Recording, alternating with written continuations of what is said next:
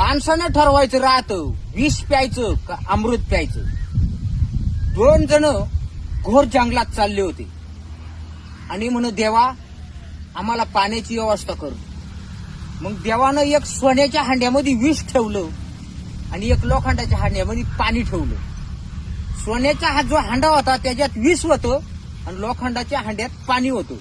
मग आपल्याला याच्यातून असं शिकायचंय तर काही लोक नुसते त्या सोन्याच्या हांड्यासारखे पण त्यांच्या जीवनात लय विष आहे, लय विषारी येते.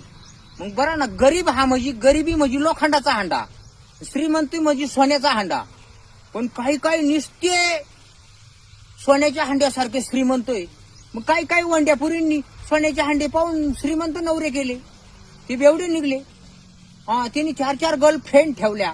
गर्लफ्रेंड त्याच्या बापाची पेंट, तो गावात हिंडतो शेंड, लय अवघड. मग म्हणून सोन्याचा हांडा पाहून विष पिऊ नका, श्रीमंती पाहून नुसती पोरगी देऊ नका, तिला भविष्यात विषय प्यायची वेळ येईल. म्हणून लोखंडाचा का हांडा असाना पण त्याच्यात पाणी शुद्ध पाहिजे. गरिबी याचा अर्थ गरिबी का असाना पण त्या पाण्यात शुद्धता आहे, त्यांना माणूस मरणार नाही. मला उदाहरण एवढं